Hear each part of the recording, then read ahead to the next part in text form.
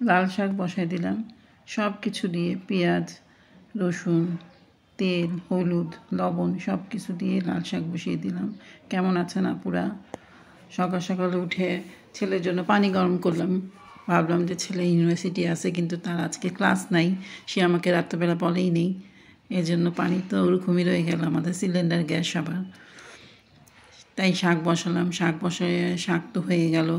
এখন মুরগির মাংস বসাবো। একটু মুরগির মাংস পেঁয়াজটা লাল করে নিচ্ছি, পেঁয়াজটা লাল করে তারপরে মশলা দিয়ে মুরগির মাংস বসায় দেবো। সেই ফাঁকে আমি আরও অনেক কাজ করে আসতেছি। রান্নাটা বসায় ফাঁকে ফাঁকে কাজ করে আসি, এই কাজ সেই কাজ, ঘরে তো অনেক কাজই হয়। চুলা তো জ্বালিয়েছি, এখনও পেঁয়াজটা হচ্ছে। পেঁয়াজটা যখন লাল হয়ে যাবে তখন পেঁয়াজটা নামিয়ে দেবো, নামিয়ে তারপরে মশলাটা সব একসাথে করে রাখছি, হলুদ, মরিচ, লবণ, তারপরে আদা, রসুন, দই। কিন্তু আমি হলুদ দিই নেই, হলুদ ছাড়া রান্না করব, একদম ভাজা ভাজা ভুনা ভুনা করব। আগের দিনে এটা নামিয়ে ফেলবো, পেঁয়াজটা লাল হয়ে গেছে, পেঁয়াজটা নামিয়ে রাখবো। আগের দিনে ওরা ছেলে মেয়ে যখন ইউনিভার্সিটিতে থাকে সেই দিন আমার রান্না থেকে যায়, খাওয়া থেকে যায়, কেউ খায় না, শুধু আমরা দুইজন থাকি, তাই খাওয়া হয় না খুব একটা। তো আগের দিনে মুরগি ভাজা, তারপরে আরেকটা যে তরকারি রান্না করছিলাম লাউ ডালে, সেগুলো রয়ে গেছে সব, তাই অল্প করেই তরকারিটা রান্না করছি।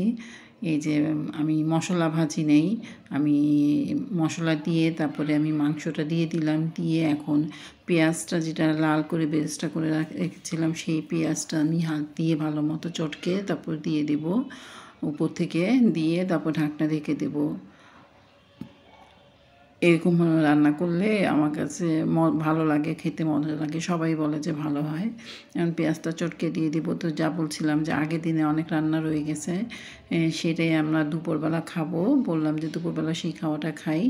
এই যে আমি পেঁয়াজটা চটকায় আমি দিয়ে দেবো। আর ছেলে মেয়েরা এরা তো আর সেই ফ্রিজে রান্না ফ্রিজে খাবে না, গরম করে ওভেনে গরম করে খেয়ে নিতে পারবে ওর আব্বু, কিন্তু এরা খাবে না, এদের জন্য এই রান্না করলাম আর কি। আর শাক তো আমার জন্য কম্পালসারি, শাক আমার দরকারই হয়, আমি শাক তো খাই, শাক দিয়ে ভাত সেটা আমার দরকার পড়ে।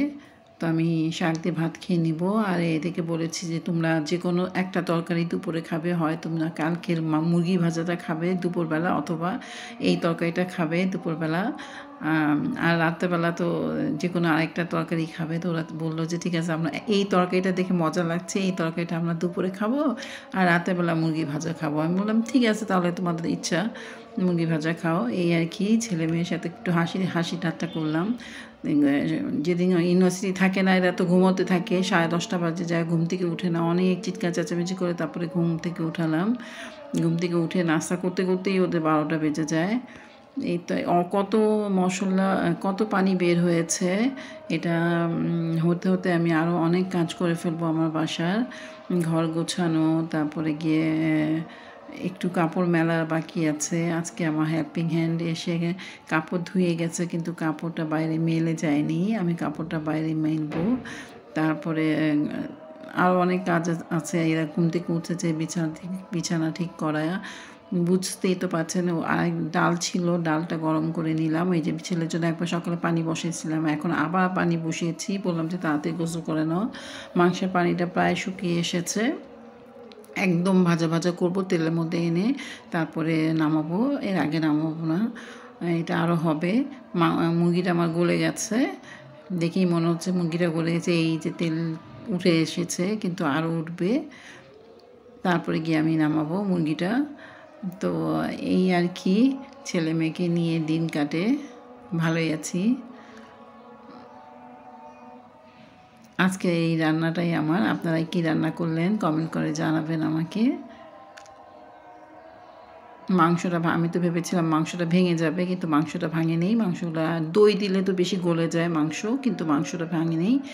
একেবারে তেলের মধ্যে একেবারে কষা কষা করে তারপর আমি নামিয়ে, এই যে একদম আমার মাংস কষা কষা হয়ে গেছে, আমি এখন নামিয়ে ফেলবো আমার মাংস। এই আমার আজকে দুপুরে রান্না শেষ হয়ে গেলে সব ঝামেলা শেষ হয়ে যায়, আমি তখন গোসল টোসল করে একটু মোবাইল নিয়ে বসি। আল্লাহ।